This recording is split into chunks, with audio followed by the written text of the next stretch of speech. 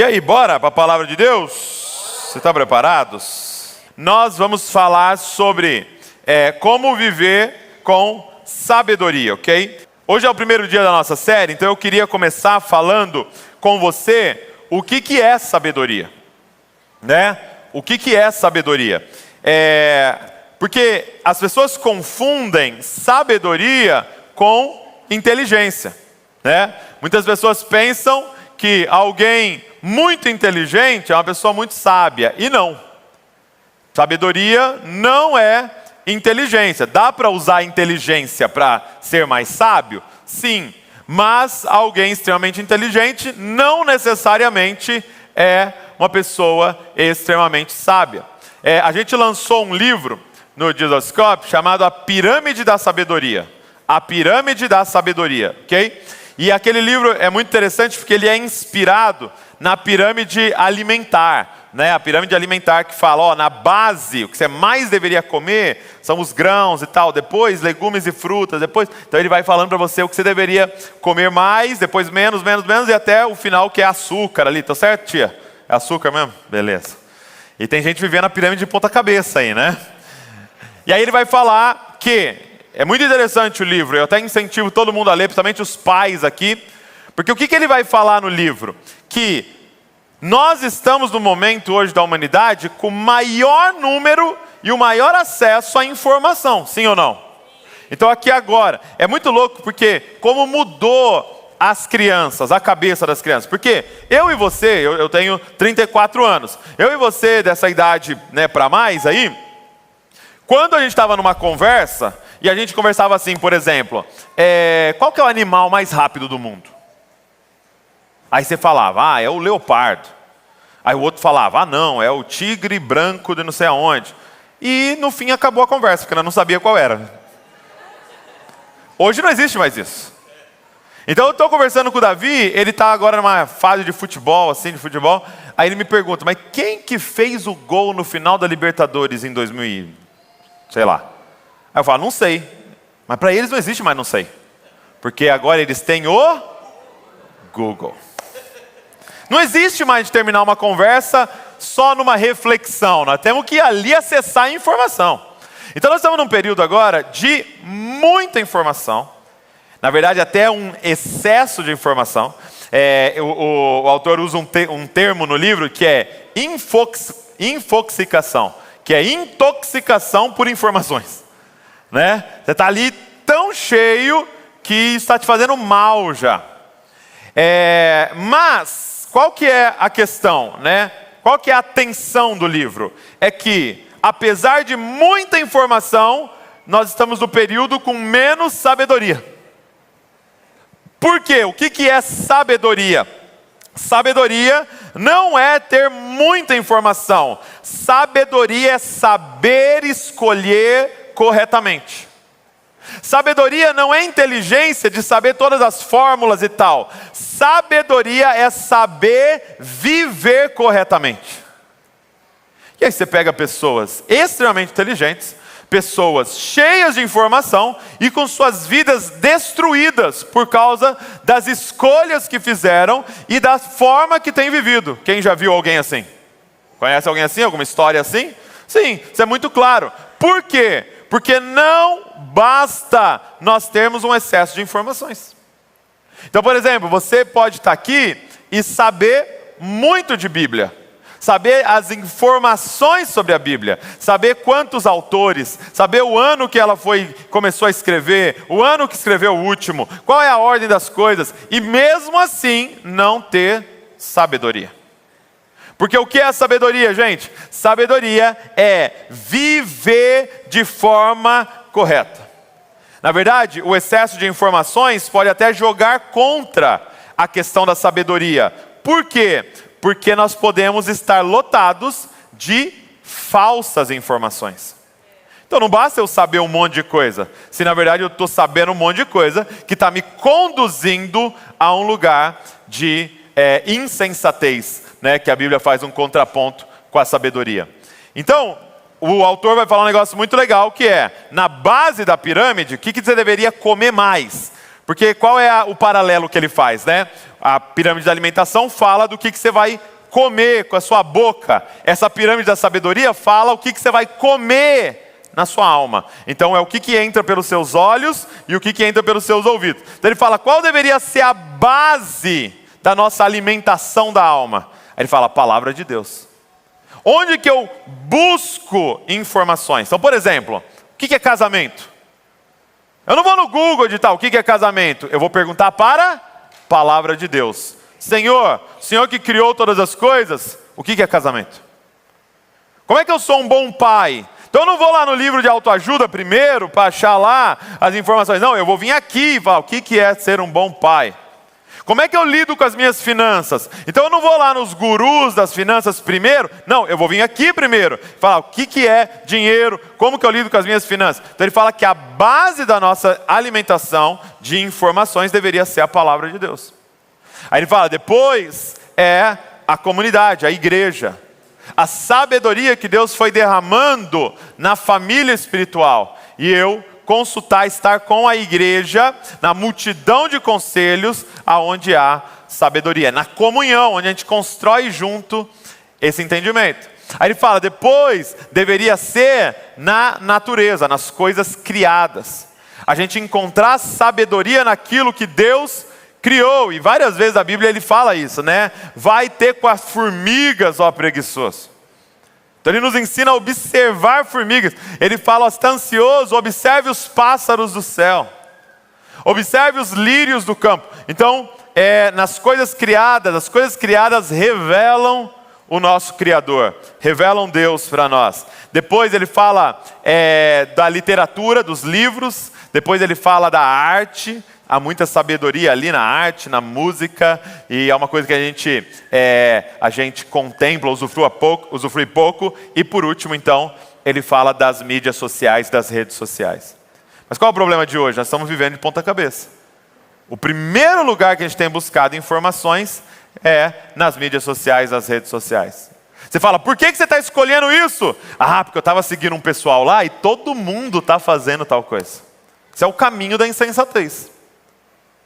Esse é o caminho de a gente destruir a nossa vida. Então, sabedoria é viver de forma correta. E se sabedoria é viver de forma correta, Provérbios vai fazer algo muito interessante. Ele começa a apresentar a sabedoria como se fosse uma pessoa. Por exemplo, ele diz que a sabedoria grita na praça. Ah, como é que a sabedoria pode gritar na praça? Que você deveria perseguir a sabedoria, como se fosse alguém correndo de você. Por que ele vai apresentar a sabedoria como uma pessoa? Porque se sabedoria é viver corretamente, é como se a sabedoria tivesse braço, a sabedoria tivesse perna, a sabedoria tivesse boca, que a sabedoria tivesse uma mente. Porque a sabedoria tem um nome, gente. Qual é o nome da sabedoria? Jesus Cristo. É por isso que João vai começar o seu livro dizendo, e o verbo se fez carne. Então aquilo que eu e você poderíamos ver como informação, não era só informações, era sabedoria, ou seja, era encarnar aquelas verdades. Então se você quer ser alguém sábio, nós vamos ter que olhar para Cristo. Nós vamos ter que olhar para Jesus, porque a sabedoria não é um conceito, sabedoria é uma pessoa. Quem está entendendo o que eu estou falando? Então ele veio nos ensinar como viver. Eu falo para vocês isso, que se o objetivo de Jesus fosse apenas perdoar os nossos pecados, ele viria e apareceria com 33 anos, subiria ali na cruz, morreria, perdoaria nossos pecados, pagaria o preço do sangue pelos nossos pecados. Por que ele nasceu? Por que ele foi criança, adolescente, jovem, adulto, e viveu 33 anos entre nós? Porque ele era a encarnação do verbo, ele era a sabedoria entre nós, e ali a gente também é salvo, assistindo ele viver e aprendendo como nós deveríamos estar vivendo. Então, sabedoria é uma pessoa, a sabedoria é Jesus. Então todas as semanas nós vamos ver juntos alguns aspectos da vida de alguém que está vivendo com sabedoria. E hoje, o primeiro tema que eu queria trabalhar com vocês é gratidão. Gratidão. Então escreve aí, gratidão. Abra sua Bíblia comigo em Lucas, capítulo de número 17. Lucas, capítulo de número 17.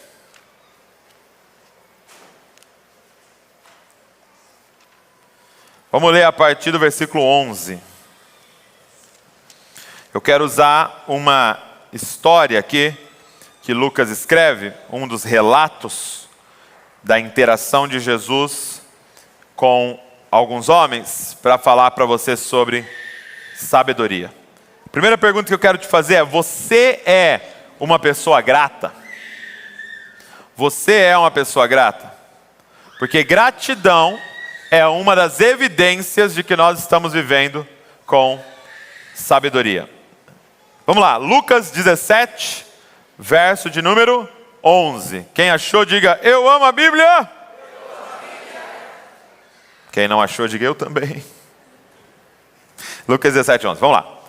De caminho para Jerusalém, Jesus passava pelo meio de Samaria, da Galileia.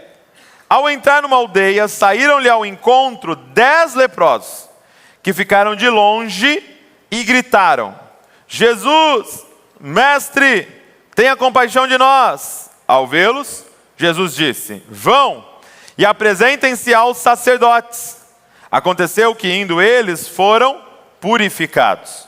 Um dos 10, vendo que estava curado, voltou dando glória a Deus em alta voz e prostrou-se com o rosto em terra aos pés de Jesus, agradecendo-lhe. E este era samaritano.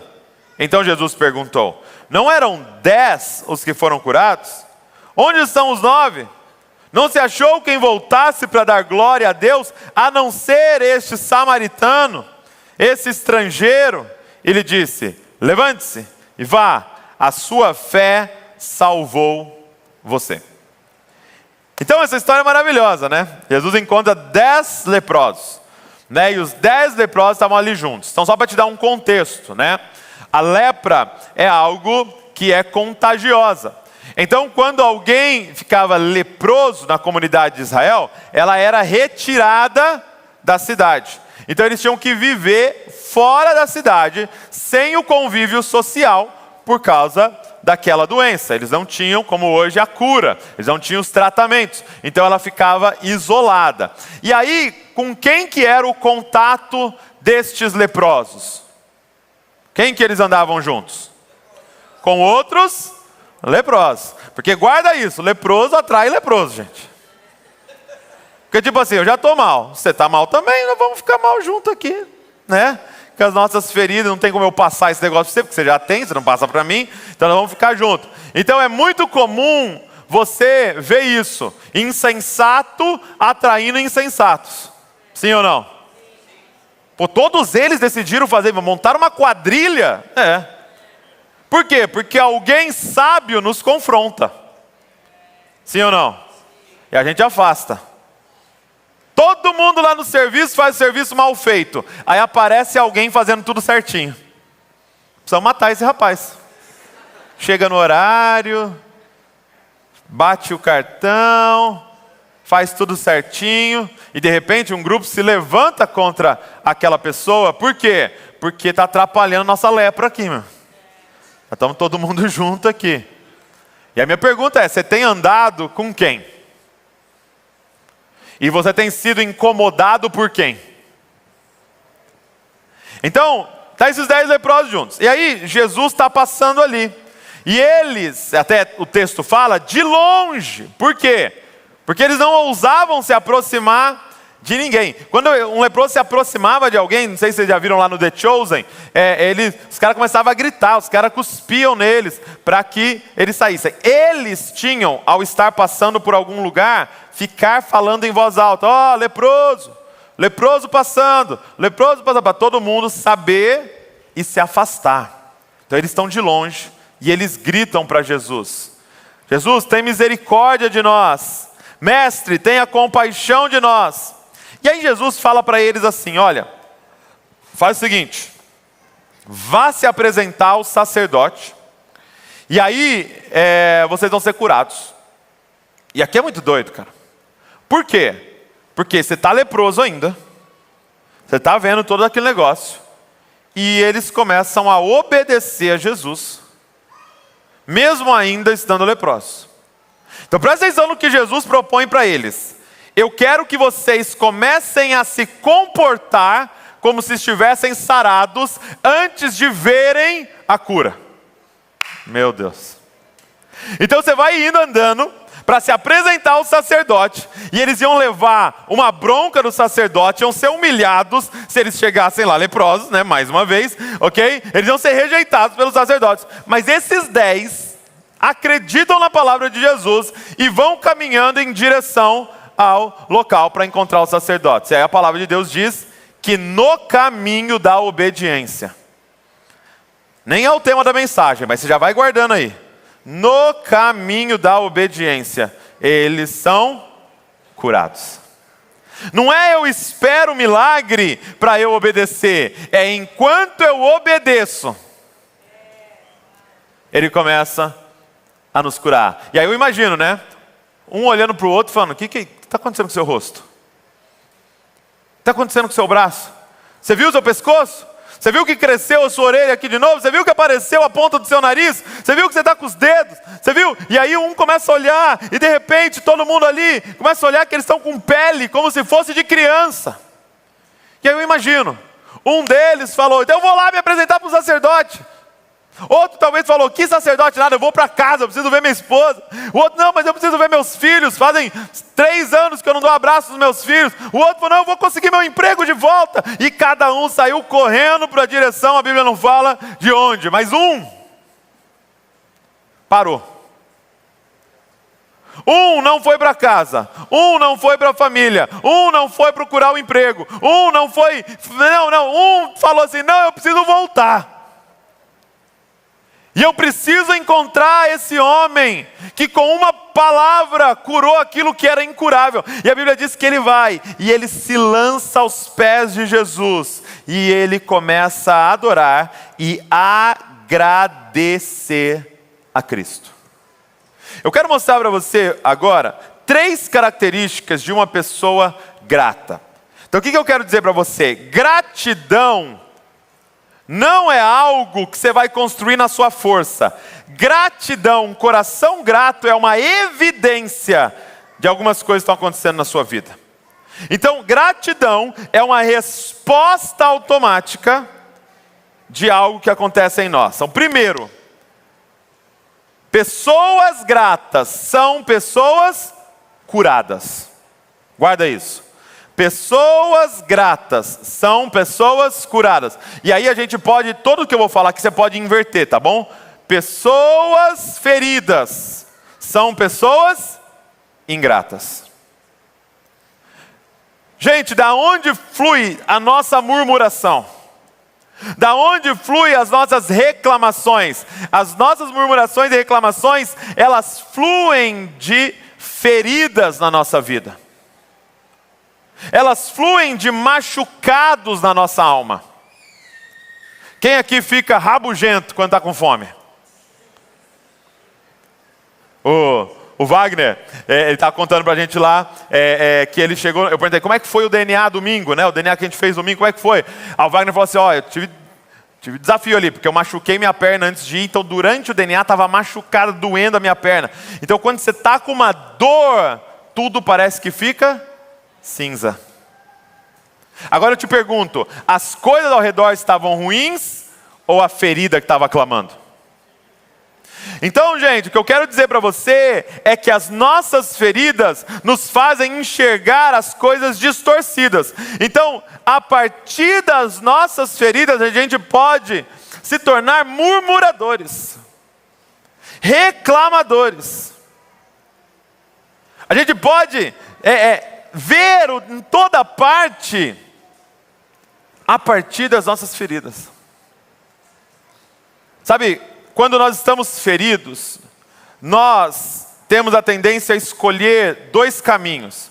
Então imagina o seguinte, imagina que de repente eu estou numa situação e alguém vem e me agride, me dá um soco. E ele me dá um soco forte no meu braço, a ponto de ferir o meu braço e ficar aquele roxo, ficar aquele preto no braço, de tão forte que foi a pancada que você recebeu. Então o que aconteceu ali? Um trauma. O que aconteceu ali? Uma ferida. Agora eu tenho uma dor. E aí, ao viver aquela dor, você vai ter agora duas reações. E eu quero que você identifique qual é o caminho que você está escolhendo. Duas reações. Ou eu posso pegar o caminho da vitimização, e aí eu vou fazer o que com aquele ali?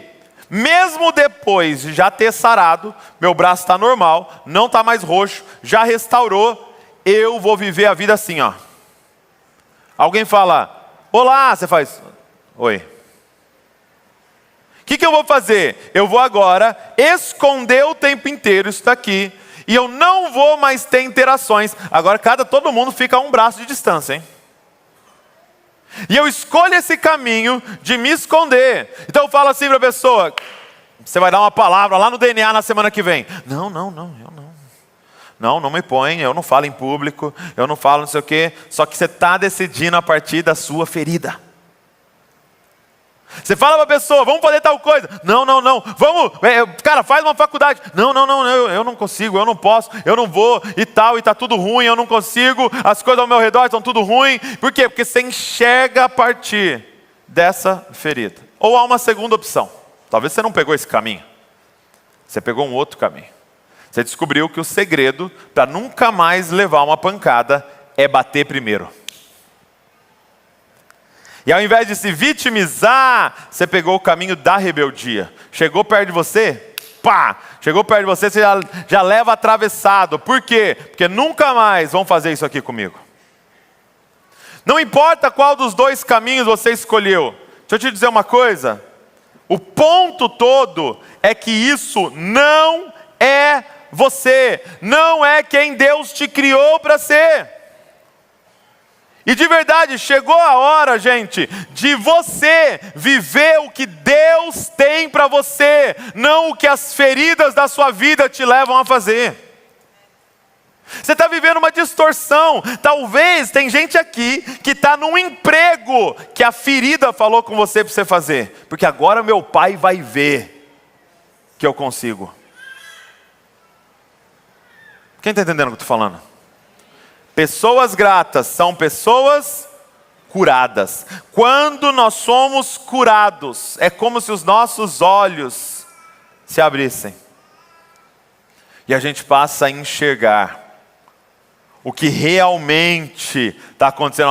A gente passa a enxergar as coisas maravilhosas que Deus tem nos dado, a graça de Deus ao nosso redor. E qual é a nossa resposta a isso? Gratidão. Mas em segundo lugar, pessoas gratas são pessoas libertas.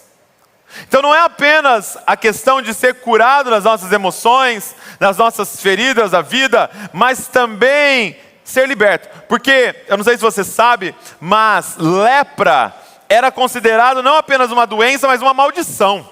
Tanto que aqui fala assim, que eles foram purificados, é o termo que Lucas vai usar.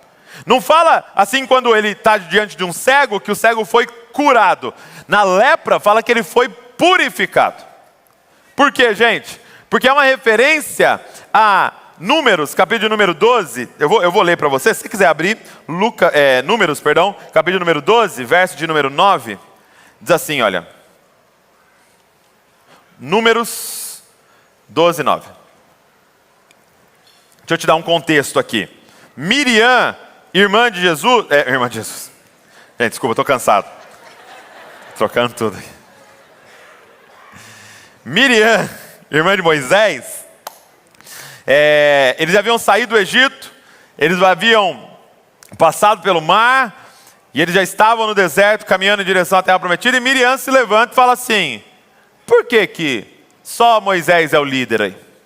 Por que Deus só fala com Moisés, e ele pensa que ele manda em tudo, e tal? E olha só, ela estava conversando sobre isso com Arão.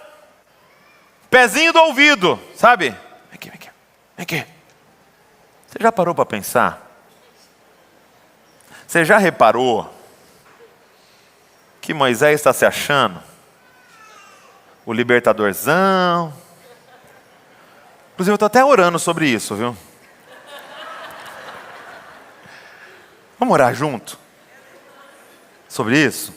Porque Moisés está achando que ele é tal. E eles ali falando, só que quem está ouvindo? Deus. Deixa eu dizer uma coisa, Deus lê seus WhatsApp. Deus ouve seus áudios. Deus sabe das nossas conversas.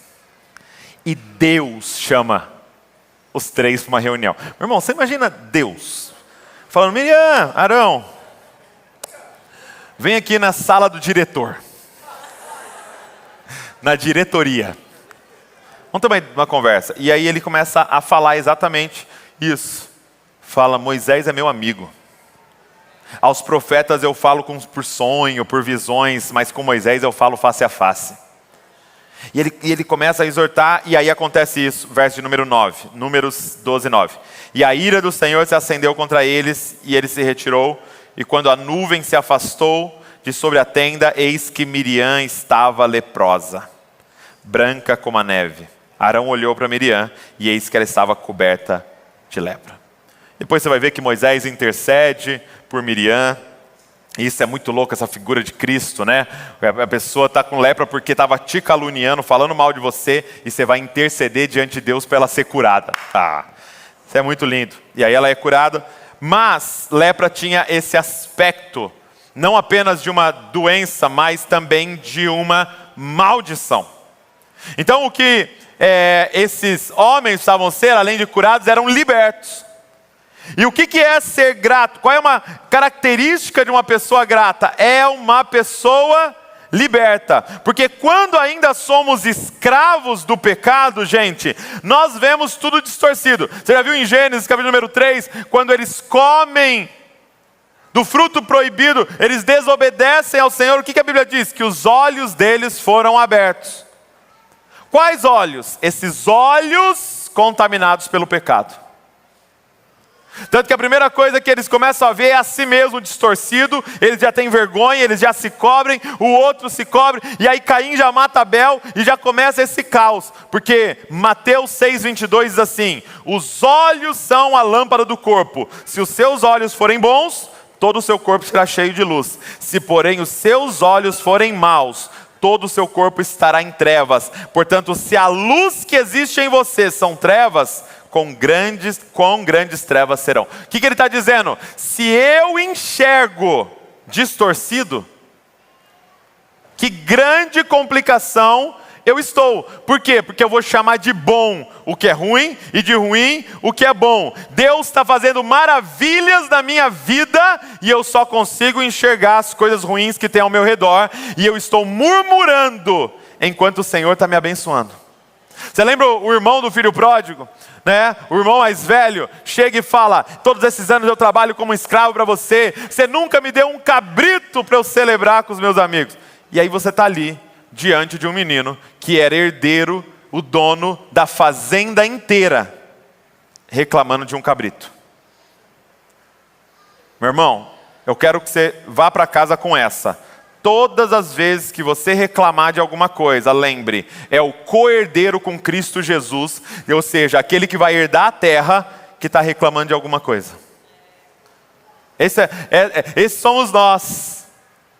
Na nossa mentalidade de escravos, na nossa mentalidade. Então, quanto mais libertos somos do pecado, da mentalidade de órfão, quanto mais libertos somos, mais nós podemos enxergar o que há ao nosso redor. Talvez você hoje aqui está vivendo uma visão distorcida. Você não está vendo corretamente as coisas ao seu redor. E há uma passagem nas Escrituras, também em Números, na verdade até a sequência, Números 13, em que eles chegam, então, na terra prometida. Havia uma promessa sobre Israel, que Deus daria uma terra para eles que mana leite e mel, a terra prometida, Canaã. E eles saem do Egito e eles começam essa caminhada, então, no deserto, em direção a Canaã, para eles entrarem na terra prometida, que foi prometida lá para Abraão. Então eles vão chegar nesse objetivo. E aí o povo inteiro chega diante da terra prometida. E aí Moisés faz o quê? Envia 12 espias para dar uma olhada na terra.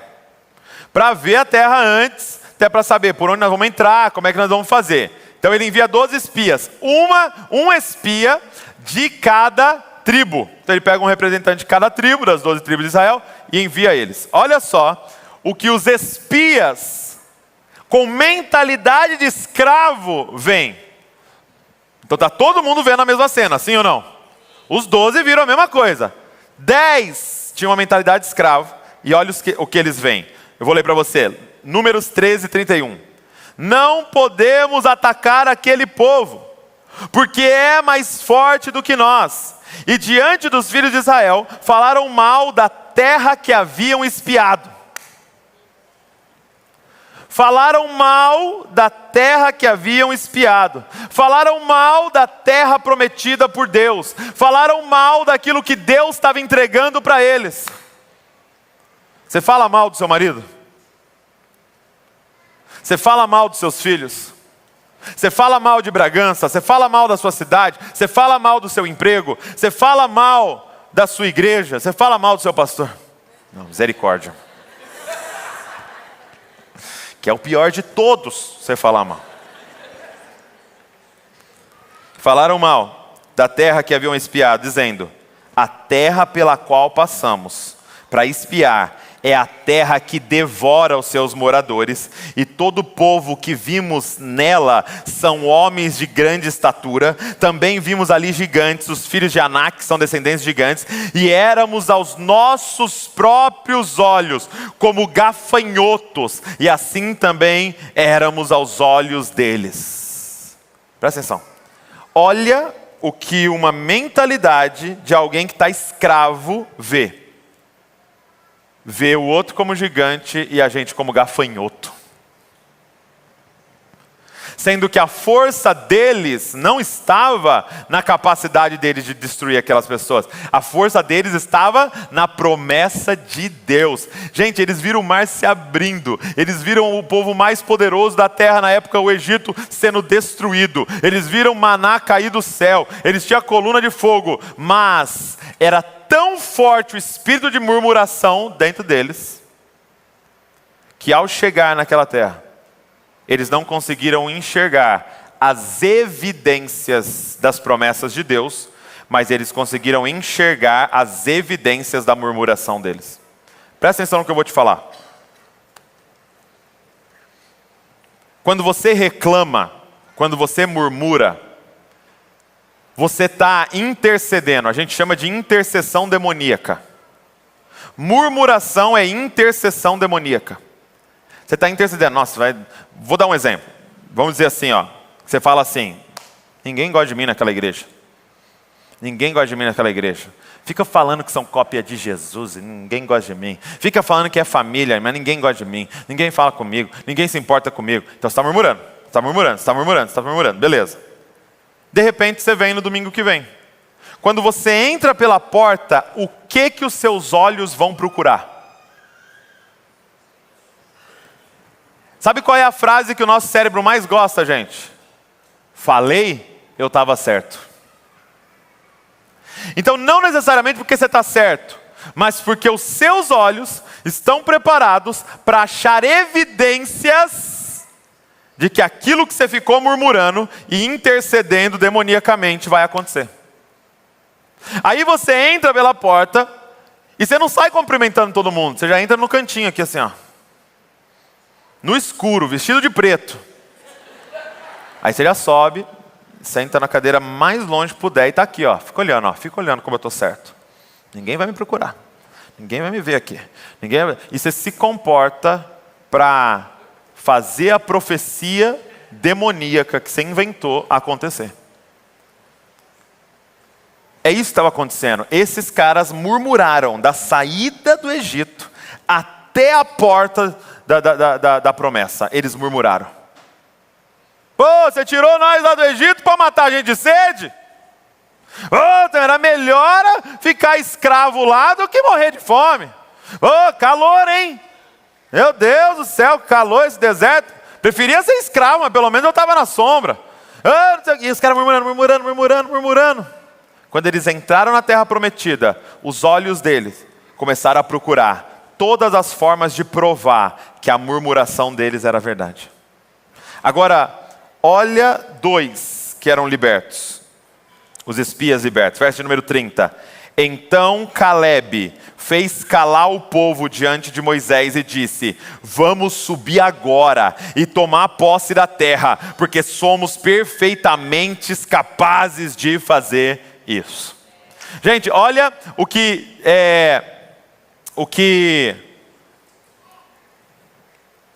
Gente, peraí.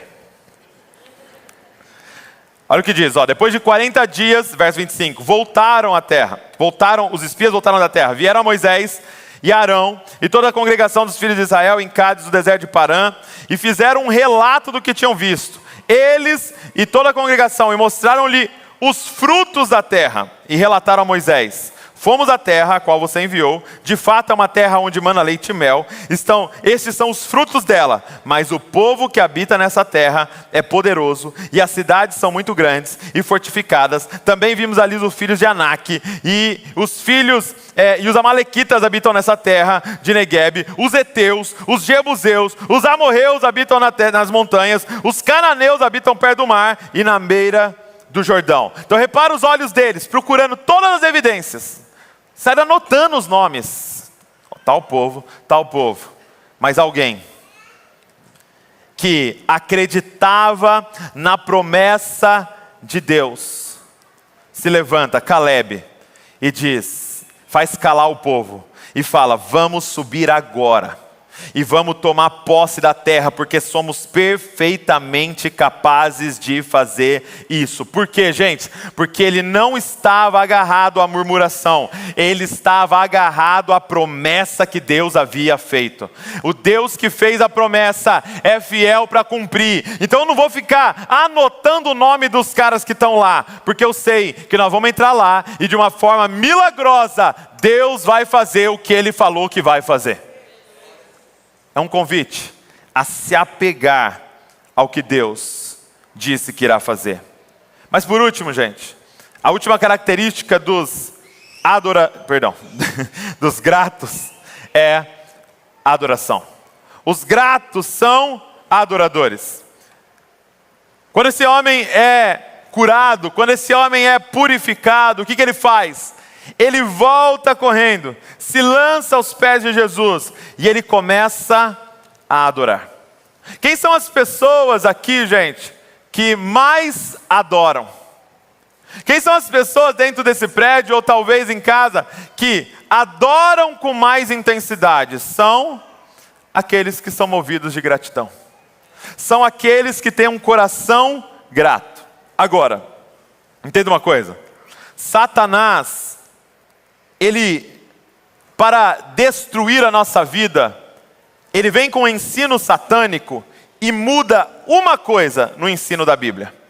Satanás vem e ele coloca a adoração como um pré-requisito para você ganhar algo. Então Satanás vem e vai falar para você assim, o que você quer? Eu queria uma família abençoada. Então começa a adorar a Deus, entendeu? Se você adorar bem, ele vai abençoar a sua família. Ele fala, faça e você vai se tornar. Então a adoração, na visão satânica, é um pré-requisito para ganhar alguma coisa. Só que deixa eu te adiantar isso. Só Satanás pede adoração para abençoar alguém.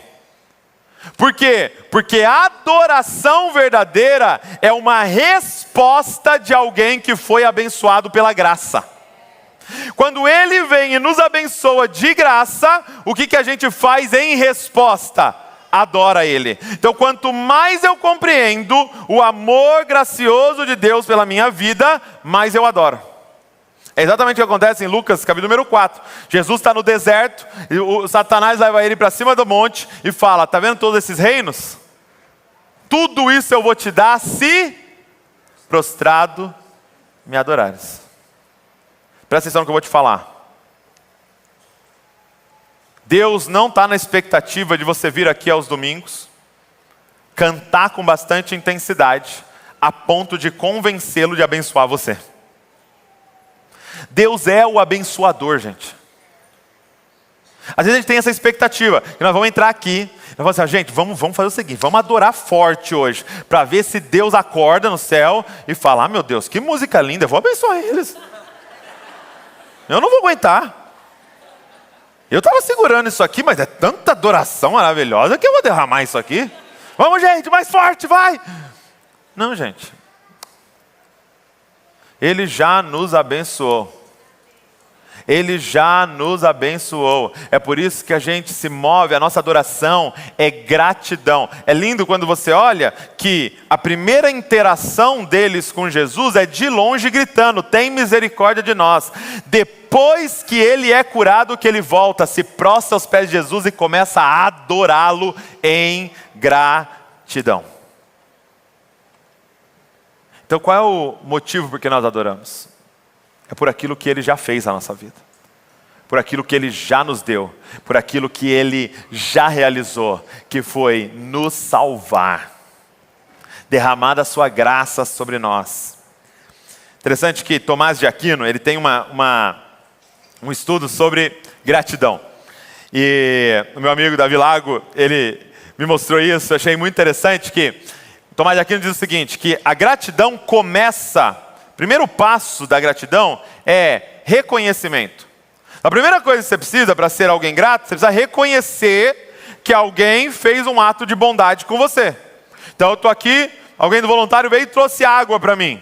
Então eu preciso reconhecer que aquilo foi um ato de bondade.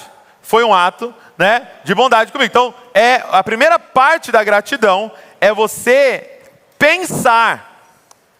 Tanto que obrigado para você agradecer em inglês, como é que é?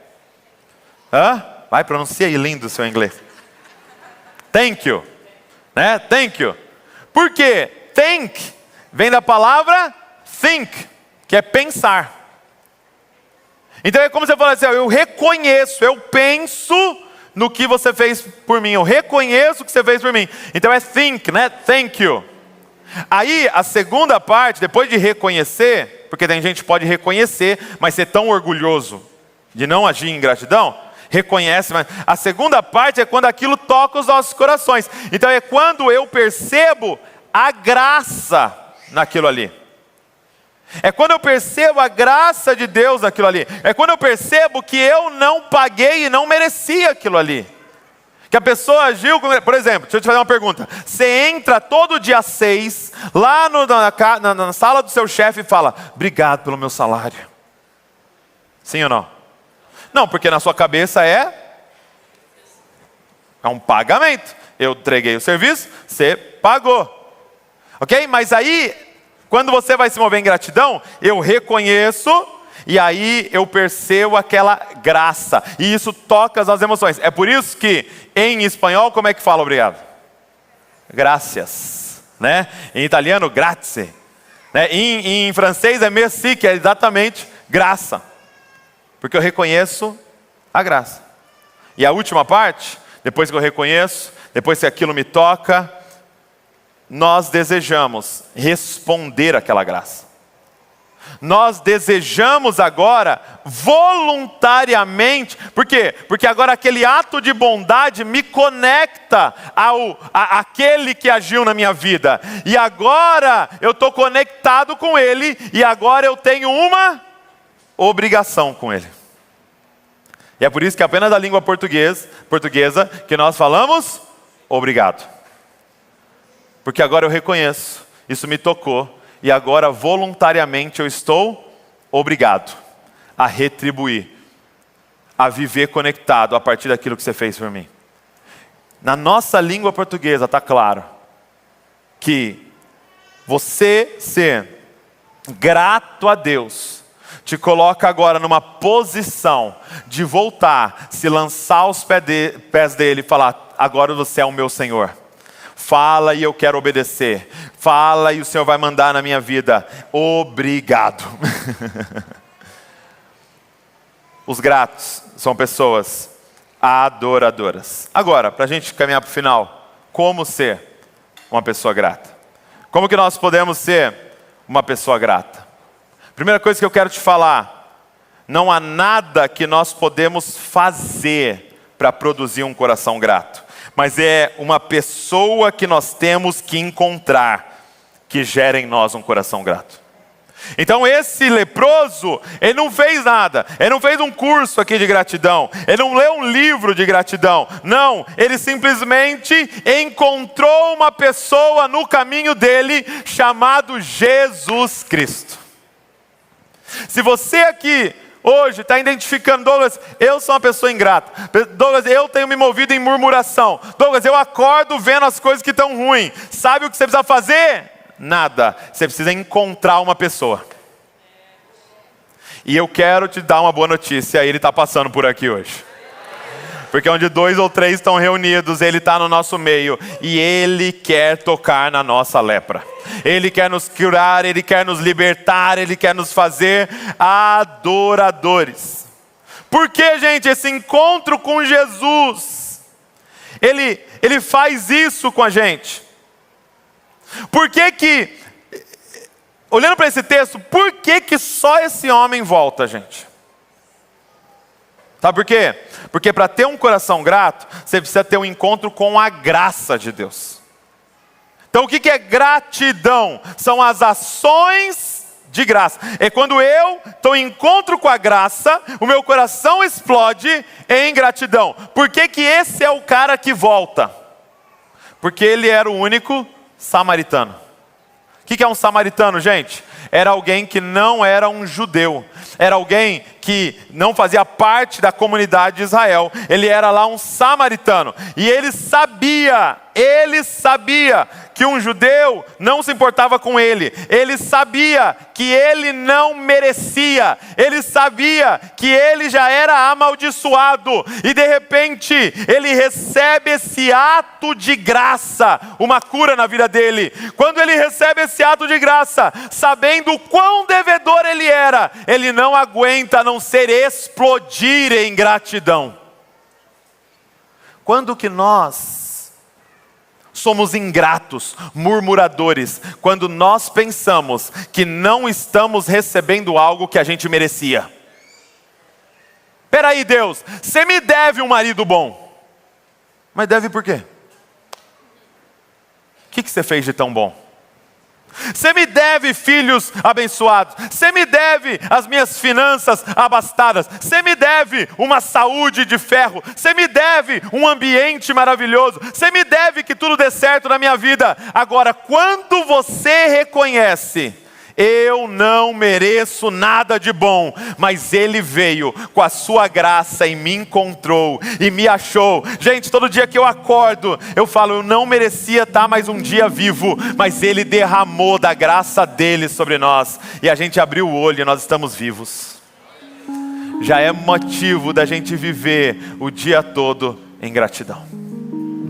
A gente tinha um pastor na família Baixo da Graça, pastor Nagai, e ele falava assim, abre a torneira e começa a glorificar a Deus. Estamos vivendo uma sociedade que a cidade se organizou para a água chegar na sua casa. E tem gente aqui que ainda dá para ligar a quente ainda. Sério que você está murmurando? Entra no seu carro. Vai no guarda-roupa. Tem alguma roupa? Abre a geladeira. Tem alguma coisa? Só que o problema é que você está como aqueles 9 que provavelmente falou, deu certo a nossa oração, deu certo o que a gente fez, deu certo a oferta que a gente deu certo o que a gente está dizimando, deu certo. E aí eles estão achando que aquela cura é uma resposta justa de Deus para o que eles estão entregando. E eles vão embora viver a vida, mas alguém sabia que não merecia aquela graça. Não merecia aquilo ali. E não tem como, cara. Quando você entende o tamanho da bondade. Sabe, eu não sei o que você está passando na sua vida. Eu não sei as coisas que você está fazendo. Eu não sei as escolhas que você fez. Mas eu sei que Ele está aqui, doido para tocar na sua vida. De graça. Doido para te purificar. te fazer como uma criança e te dar uma nova vida. Sabe, religiosos não são pessoas gratas, porque acham que merece aquilo que Deus dá para eles. Mas nós nos encontramos com o Evangelho. Nós somos aqueles que reconhecem: nada de bom na nossa vida a gente merece. É graça do Senhor. Eu quero te convidar nessa semana a renovar sua mente. Talvez você que está aqui hoje, você já teve um encontro com Jesus, você já foi salvo, você já nasceu de novo, o Espírito habita em você. O que falta para você? Renovar sua mente nessa nova realidade.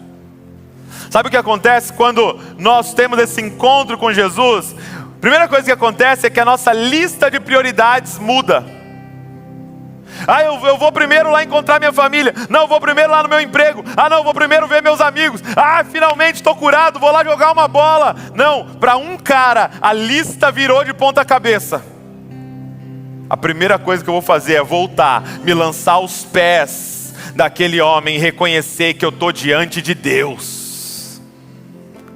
Eu quero que você deixe o Senhor mudar a sua lista de prioridades. É uma simples pergunta: o que você mais quer? O que você mais quer? Que a nossa resposta seja: Senhor, o topo da minha lista de prioridades é: eu quero mais de você. Eu quero o Senhor. Eu quero o Senhor todos os dias. Eu quero a tua presença. Eu quero viver nos pés daquele que graciosamente me encontrou no caminho. Eu estava lá perdido com a minha lepra e o Senhor me achou, o Senhor me curou, o Senhor me tocou. Eu quero você. Mas segundo, eu quero te convidar a pensar sobre isso e a receber tudo ao seu redor como graça de Deus.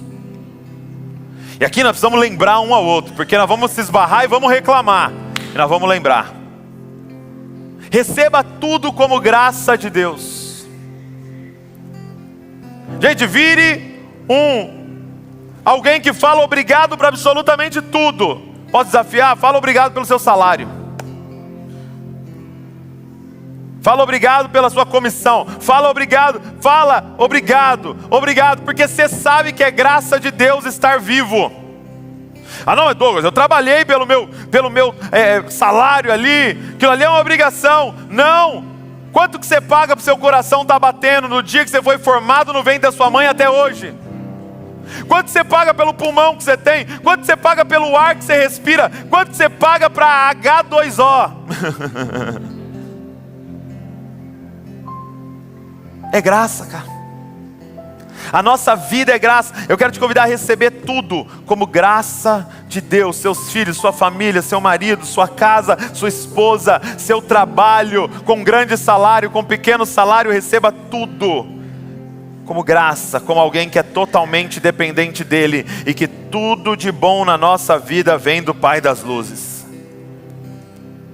E por último, de forma bem prática, eu quero desafiar você a treinar os seus olhos.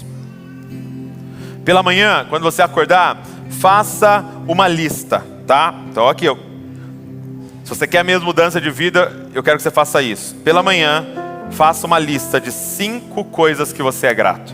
Todo dia. E se possível, não deixa repetir o que você vai colocar nas 5 coisas. Todo dia, de manhã. Muito simples, gente. Você vai demorar 2 minutos. Levanta, pega seu celular. Coloca lá, dia 8/8, segunda-feira. Sou grato por...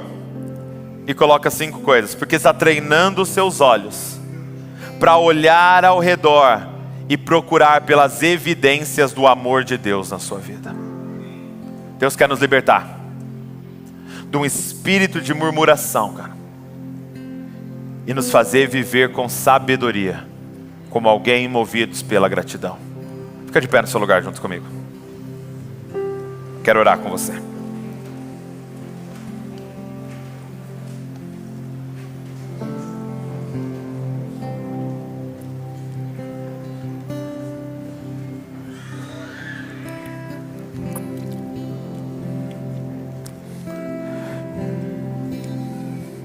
Feche seus olhos.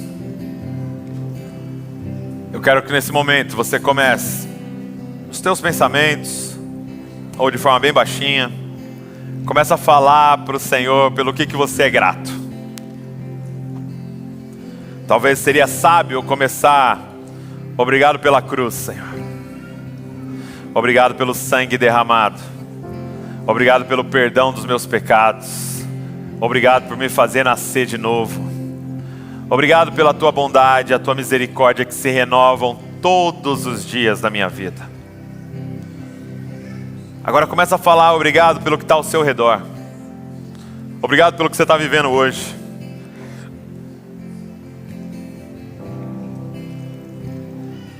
Enquanto eles adoram, enquanto eles cantam, eu quero que você, de olhos fechados, se for possível, comece a pedir para Deus te mostrar todas as evidências do amor dele ao seu redor.